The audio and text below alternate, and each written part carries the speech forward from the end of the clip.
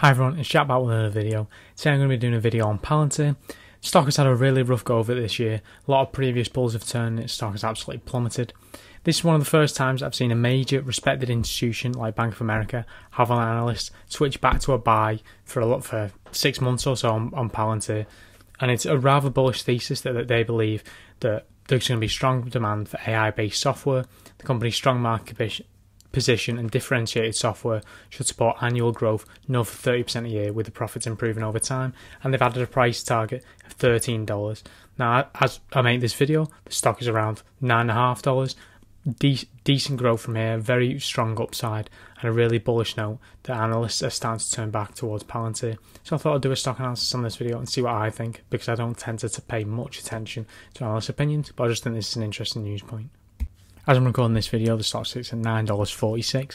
It's basically half the year to date, down 48.95%, call that 50%. So just in the last 6 months or so, since January the 1st, this stock is down nearly 50%. That's absolutely brutal. But if you look from Wednesday the 11th of May, which is roughly the bottom for this stock, it's up 41%, although it's nowhere near making these gains back. It's up from a yearly low of $6 something. It's now almost $10, which is starting to claw some value back. It's a nice rally, nothing to write home about, but if you'd have bought these $6 things, you're pretty happy with a 41% return on investment in just over a month. Looking at some fundamentals for the stock and how it's doing. It's grew its revenue in the most recent quarter 31% year over year, which is decent. Not amazing considering the valuation this company trades at, but we'll get into that more in a minute. It's trading more on what the company is going to be, or what people believe it's going to be, rather than what it is right now. And this also comes with incredible gross margins on this revenue, so that is a caveat to be held. Gross margins like this company have typically trade for much higher valuations. Commercial revenue grew 54% year over year, accelerating for the 5th quarter in a row, and US commercial revenue grew 136% year over year, also accelerating for the 5th quarter in a row. Customer count grew 40 in Q1 2022, up 86% year over year. This is huge. Commercial customer revenue was one of the big question marks with Palantir, whether it could convert from a purely government business essentially to actually gaining commercial contracts, and seems to be doing this at a friendly fast rate, particularly in the US, 136% growth year over year. Obviously, this is coming from a very low base, but it's still very, very impressive. It's not going to take long before this is a real giant, and crucially, growth is accelerating still.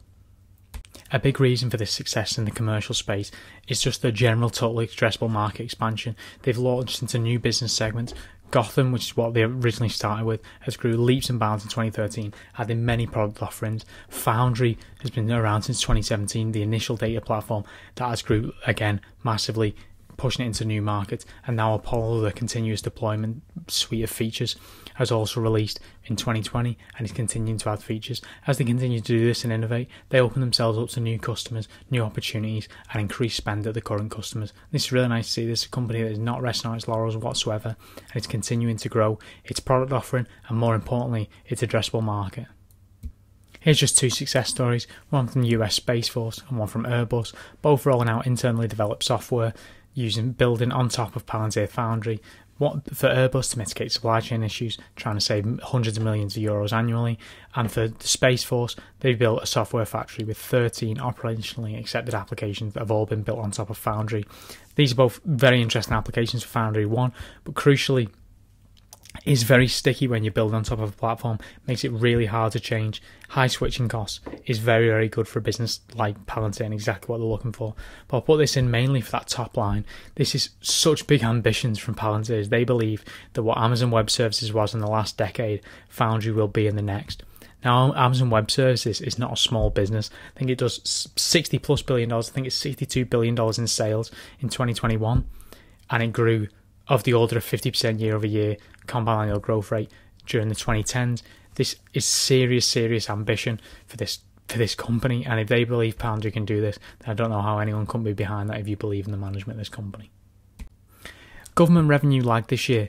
Quarter over quarter is a 16% growth rate for the total government revenue. This has traditionally been the backbone of Palantir's business. Now, of course, the commercial segment is growing, but we also want the government segment to grow in line with this.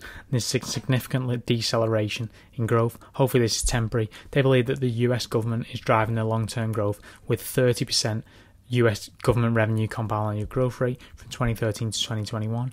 Now, there will, of course, be lulls, peaks and troughs in this, because this is a business that relies on winning big contracts, and they hope that this will continue into the 2020s, further into the 2020s, and they can win some big contracts, and I believe that this business will.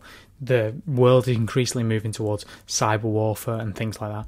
Increasingly, governments are becoming more aware of the need for artificial intelligence and the need to spend on software, and I think this trend will reverse, and Palantir will get a decent compound annual growth rate from government revenue. I'm just banking on commercial revenue dramatically overtaking government revenue in the near future, purely because of the amount of customers available. As mentioned earlier, Q1 revenue 31% up year over year to now $446 million. So government revenue is a little under half now, which is good to see that commercial revenue is slowly overtaking it. And they ended this quarter with a 124% net dollar retention rate. That means on average each customer is spending 24% more year over year, which is hugely impressive and shows how sticky this software is. It's not the best number you'll ever see. It's not absolutely outstanding for a SaaS business, but I think this is a good number, and this is really the baseline I would like Palantir to achieve. And this is a minimum, 120% is a minimum, and I want to see this number going up, and it's something I'm going to be looking for in future calls. Aside from its stickiness, its innovation, and its multi-$100 billion total addressable market, one of the most attractive things about Palantir is its gross margin.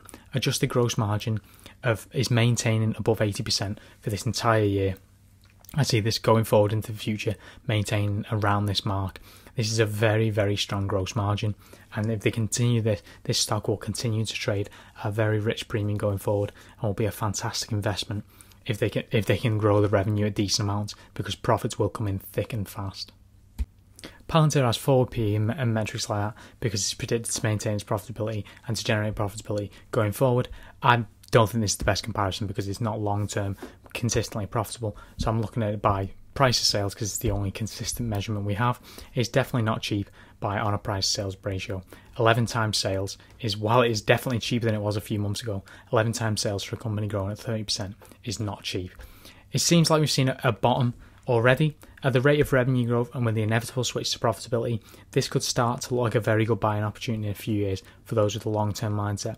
But to be totally honest, 11 times sales, there's likely going to be some volatility in the near future because this is a high valuation. This is a company that, in my opinion, has 80% gross margins, has revenue growth of pretty much guaranteed to be 30%, or management have guaranteed it to be 30% for the next few years. And I believe that commercial revenue is growing at a much faster rate and will continue to grow at a much faster rate. So I believe it deserves this premium. However, stocks like this have been just getting absolutely killed recently, so there is going to be a measure of volatility here, and that kind of comes with the territory when you invest in these type of businesses. If you have a long-term mindset, I think there's a good price to be looking at Palantir.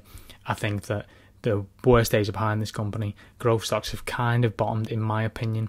I think they fell immediately and harshly, and now the rest of the market seems, the growth stock market has calmed down. I think this is a decent opportunity to get Palantir, or what I think will be multi-year lows, or at least close to multi-year lows. Of course, this is just my opinion. You should do your own research and due diligence, and let me know what you think of Palantir in the comments below. And obviously, don't listen to just what I'm saying. Do your own research. Come up with your own opinions. And if you're a Palantir holder or a Palantir bear, let me know what you think. I'll see you again next time.